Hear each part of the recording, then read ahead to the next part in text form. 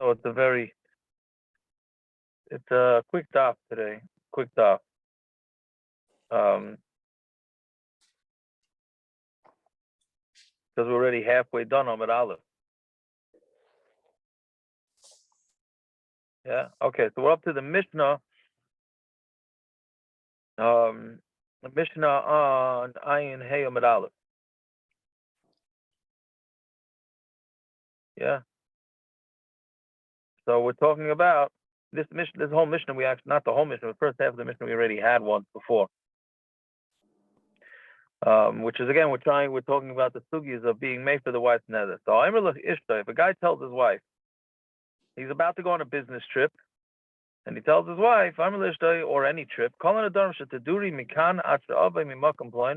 darim that you make from now until I come from Makam Ploini, Arayin Kayamin, then I am supporting them. Right? So he's giving like a preemptive thing that says that he's supporting any neder that she makes, and therefore they will not be able to be, nobody will be able to be made for them. Right? Lo yamar klum, so then he said nothing. Right? Why? So what's the pshat in this? Something the Gemara doesn't really say. Right? So why can't he be made for a neder in advance? I'm not made for Mekayim a neder in advance. Right? He's saying what does he have to do that for? Why does he have to? Doesn't have to say anything. It'll be Mekuyim. No, because it gets to 24 hours from when he hears it. He has to first hear it. Maybe that's the way of. Maybe that's his way of showing support for his wife's nedarim. He says, "I trust you." It's not a kiyum. It's not a kiyum unless he has to hear it first. He's going to China for a year, right? Right. So she makes a neder. So she does what she said in the neder. What's the big problem? There's nobody there to be made for it.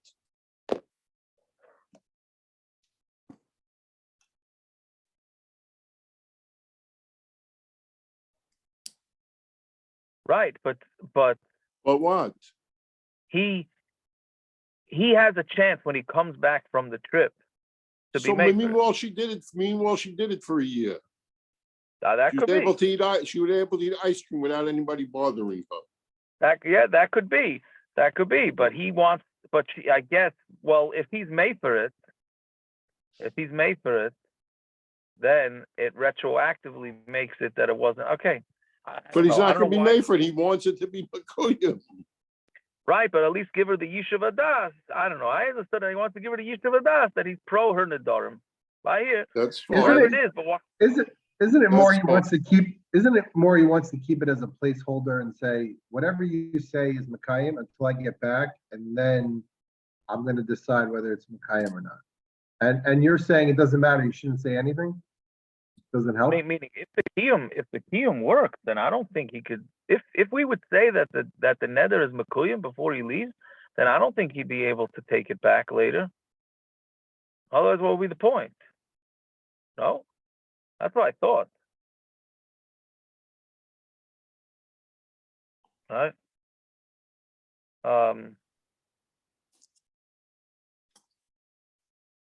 I think that one of the pshatim is that it's a davar shalom b'olam. You can't be Makayim something that didn't exist yet. He didn't make the neder. How can you go say you support a neder if it wasn't made yet? Okay, whatever it is, but you can't be Makayim it. That's according to all opinions. He can't pre-support a neder before it was made. Right? But Mefer, but Harei Mufarin, but if he says any neder you make, nullifying, so R Eliezer Omar Mufar. R Eliezer says yes, you couldn't be made for it. And the Chum say it's not Mufar. It's interesting because all these kulas and being mater neder, being made for nedarim are all R Eliezer. No, R Eliezer is the makel in all these last couple of Mishnayos. Right? R Eliezer is always the one. Yavam yesterday. The Shemeret Yavam, the brother is allowed to be Mekayim. The brother is allowed to be Mefer, right? Even if there's multiple brothers. I don't remember that we had another one also. I don't know. So it's interesting. He's the Mekel. So he says you are allowed to pre-nullify the neder. Now the Gemara over the next blot and a half is going to go through all these kavachaymas to try and prove and disprove what he says. So R Eliezer, if a man, the husband has the power to nullify a neder that already became usher, meaning she made a neder and he has the power to nullify it. Can he not be made for a neder, nullify it before it even became usher? Right? Meaning he's saying a pasuk de kavachaymer. The man has enough power that when the woman actually makes a neder, she says she's not eating ice cream, right, Rabbi? Like you said, she made a neder, I'm not eating ice cream. He can come along and say, no, you can't eat ice cream. So he's taking something that was usher to her and he's making it mutter. So kavachaymer, that if she didn't even make the neder yet, he should be able to say, by the way, when you make that neder, it ain't going to be a neder. Right? If you go from something usher to something mutter, then kosher you should go from be able to say that something that's mutter right now, it should maintain its ether. Right? Now, really, this is a strong case. So Amrullah said to him, no, you can't make the kavachaymer because it says in the pasuk, Isha yikimenu, Isha yiferenu. Her husband can be makayim, and her husband can nullify. Only things that he can how are we calling hakim again? Only things that he could support can he have the power to nullify. But if it's something that he cannot support, like then he's not allowed to be made for it. So since we know that everybody agrees, even R Eliezer agrees, that he cannot pre-support her nedarim, right? He cannot pre-support her nedarim. So kosher that it's not a kosher but since he cannot he cannot pre-support her nedarim, therefore he cannot pre-nullify the nedarim either. So R Eliezer has a kavachaymer, and the chachamim have a pasuk to negate the kavachaymer, right? Yeah, fine. So that's the Machlokes in the Mishna how it goes. Fine. So Zog the Gemara. The Gemara is an interesting question. So Ibayilu, they asked the Shiloh, the R Eliezer, according to R Eliezer, Meichel Chalin Ubatlin, does the neder, is it chal? Does the neder count and then it becomes batul? Or maybe it doesn't, the neder never works. Meaning, what's this guy doing? He's saying before he leaves on his trip, what's he doing? He's saying, any neder you're going to make over the next 3 months when I'm away is automatically nullified. So now if he goes and makes a neder, so according to R Eliezer, it's nullified. Does that mean that she made a neder and for a fraction of a second and then it was nullified? Or did that neder never take place? Right? You hear the question? Did it not, according to R Eliezer, was there a neder and it was instantly nixed? Right? Or did it never even become a neder at all? Okay, what's the difference? At the end of the day, there's no neder here. What's the practical difference between these two? So on Talmud Beis, what somebody else, literally the translation is somebody else grabbed on to this neder. Right? We had this when a woman woman says that she's a nazira, and then her husband then says ani, right? Me too. Right? So if the neder is actually a neder, and then the husband that can't be here, and the husband, somebody else listening to her make the neder says, me too, so is it a neder or not? Meaning, if we say that the neder never even took hold, so then the person that says me too is not a neder, because there was never a neder here for her to say me too. But if you say there was a neder for a fraction of a second, then that neder takes place, right? Even though hers gets nullified because her husband pre-nullified it, but the other person who said me too, so their neder is going to be a neder, right? That's what Gemara says. If you're going to say that it's chal, then it's shisusa. He amrit loy chalin, loy ika mashasa. Then if you say that the neder never happened, so then there's nothing here. So what would be the din? Right?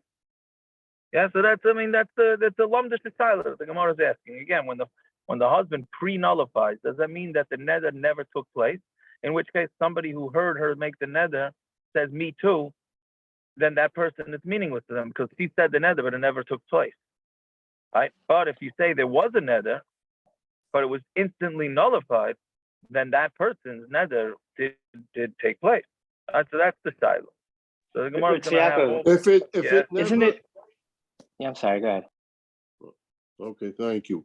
If it never takes place, then she didn't make a neder. You can't say it has to be a neder, and then his canceling it takes place. Otherwise, she never made a neder. So like, it has to start, and then his may for it takes effect. If you're saying it No. never takes effect, then what? No, then his cancellation can't work because there was never a neder. So, well, that's what we're saying. Do we say, according to R Eliezer, we're saying that a preemptive nullification works. That means that the second she says it, it's already nullified. but it is Right? a neder, and No, then it it's gets never, nullified. It can't be nullified if it never happened. well, that's basically what R Eliezer is saying. That what he means is that it makes it to the point where it never happened. Does R Eliezer mean that by him pre-nullifying it, that means that it never happened, right? Or do you say no, it happened, but he nullified? That's exactly the shiloh, I think. That's what I'm Okay. understanding it. What are you saying, Gitzi? No, I just didn't hear the svara that there was a split second that it was able to be chal. How we're not setting an amount of time that it's able to be chal. It's not a second or 10 seconds. It happens at the exact same time. There's no time that allows somebody to say ani. Correct. But what I mean, there's time to say it. The question is, was it chal? No, there shouldn't be time. There's not a measurement, an amount of time that we can measure that it's chal. It happens. It's like a gita v'yadei ban kecha. I don't know if that's the same concept, but that it happens at the exact same time. Right. You don't have enough time to say something for something else to be chal. It all happens immediately. Well, no, she made the neder and she says, I'm making the neder. That's it. And then nothing happened. The friend says, me too. Right? Then I don't think it has to do with time. See, I'm not so sure it's a time thing. It was Meaning already she made the neder. monitored then. By the time somebody else said something, it already took place and it was already monitored already by Right, but there had to be, if you're going with that side, there had to be a neder there. There had to be some sort of neder. Right? If you're saying that it's a neder and it's nullified, so whatever it is, there was a neder there that was nullified. So whatever fraction of a second of neder that there was there, then she's stopping onto it. But at what point? After I the don't person know. said it? I don't know.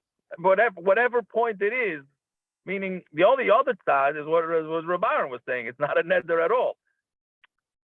Right? Meaning if Right. you have two tzadim, so if you say that it's not a neder at all, okay, so that makes sense.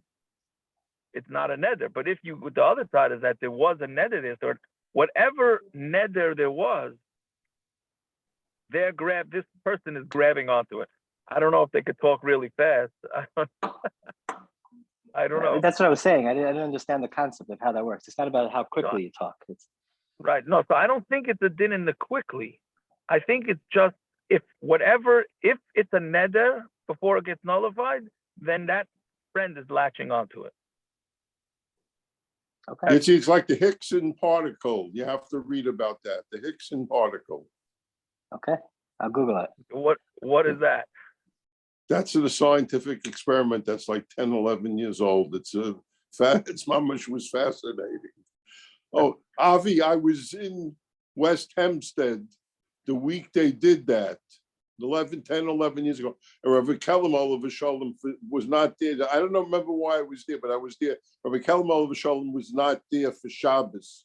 So he had a Rav who's a scientist, came for Shabbos, and he spoke about that by mincha time in the afternoon. It was unbelievable. He explained it. I didn't know anything. I didn't understand it when I read it in the paper, but this Yid was able to, it was fascinating. Mamash fascinating. So it's a split second in time of Siyakam. I can't explain it at all, but that's I remembered it when we learned the Gemara today. So maybe that's what we're talking about here. I don't know. Either way, but that's the shiloh. That's the Gemara shiloh. So what's the din? So third line down on my base. Tashema, R Eliezer, im hafer nedarim shabo l'chlal iser. Meaning, if a man could make, this is a quote from the Mishna now. What was R Eliezer's proof? It says if a man could be mefer nedarim that already became into iser, lo yefer nedarim shelo bo l'chlal iser, can he not be mefer nedarim that didn't yet come out, right? Meaning, what's R Eliezer's rationale? What's he saying? He says if he has the right to nullify a neder that he already made, so does he not have the right to pre-nullify, right? When it's not even usher yet, right? When the neder is usher, he has the right to negate it. So when the neder is not even usher yet, then for sure he has the right to negate it. So you see that sheloi blo l'klal iser. So that means it never even happened, right? The way R Eliezer describes it in the Mishnah, it seems like he's saying the neder never happened. Mamino loy cholin. You hear from our Mishnah that it was not chal, right? Because that was his whole kal v'chomer. If it's chal, then what's the kal v'chomer? His kal v'chomer was that the husband has strength to nullify an iser that already happened. So for sure he has the strength to pre-nullify an iser before it happens. But if you hold that it already happened and then a split second, whatever it is, it gets nullified, that means it did happen. So Elamai, from R Eliezer himself, it seems that the neder never happens. When he pre-nullifies, it never happens. And what I answer is no. Mikatani she'einon ba'in. Does it say that they don't become usher? Shaloi bo katani. That they haven't yet got there, which means adayin loy bo. They were not yet usher, but it's going to be usher. Right? Meaning when it says Shein Boyin's mashma, even when she makes the neder, if it would say Shein Boyin, that's mashma, even when she makes the neder, the iser never comes.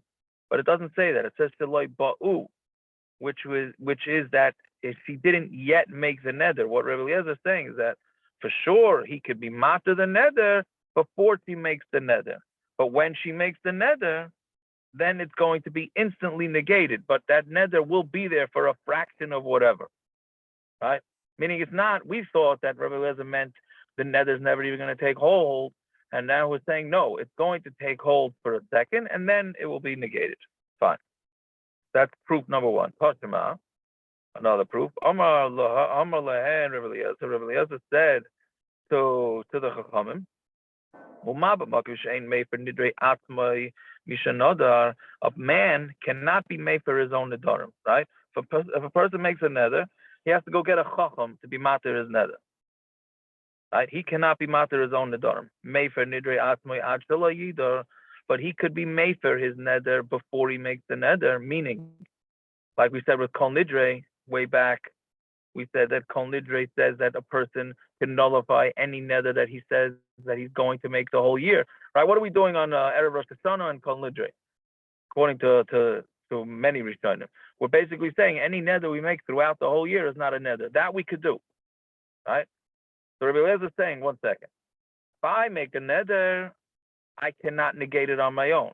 But to pre-negate my own nedarim, I'm allowed to do, right? So Makom Shemei for Nidrei Ishtei, where I'm allowed to be master my wife's nedarim, because that's the Torah gives me that power. I'm sorry, Makom Shemei for Nidrei Ishtei Mishatida. If it's on a makom where I could be master my wife's nedarim when she makes the neder, ain't it din she offer nidrei ishtei, then for sure I should be able to be master than her neder before she even makes it. Right? It's a gewaltige kal v'chomer when you think about it. Again, he's saying a person himself makes a neder, he cannot be master his own neder, he's got to go to the rabbi, right? But he could pre-nullify his own nedarim. That's what we do on Yom Kippur and Rosh Hashanah. We pre-nullify our nedarim, right? So his wife, who he could be master her neder, Kostakane, he should be able to pre-nullify her neder, right? I don't know, Rabban, you're not liking this kal v'chomer. Shmuel Grossman's here by this chassan in Lakewood. I could go get him and we could gang up on you. You know, we could do that. And so is David Spira. Yeah. Watch out, I'll bring in the cavalry. But what are you saying? Because his own neder, so he never made it. He was thinking it in his head.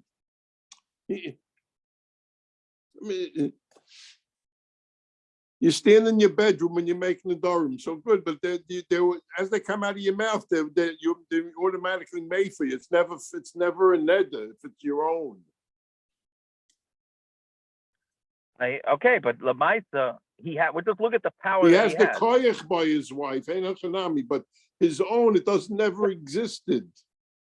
I mean, that's the way I would.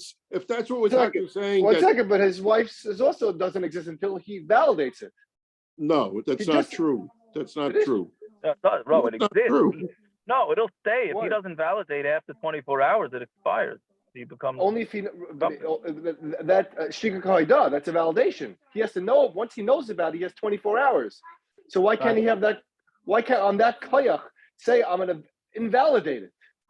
Just like he invalidates his, why can't he not Because invalidate? his doesn't exist. If the way Rashi Yaakov is explaining Yom Kippur and Erev Rosh Hashanah, you're saying that anything I do in the future doesn't exist. So it doesn't exist. It never exists. It doesn't. It's not that it exists and then it gets knocked out. It doesn't exist. It's on myself. It doesn't exist.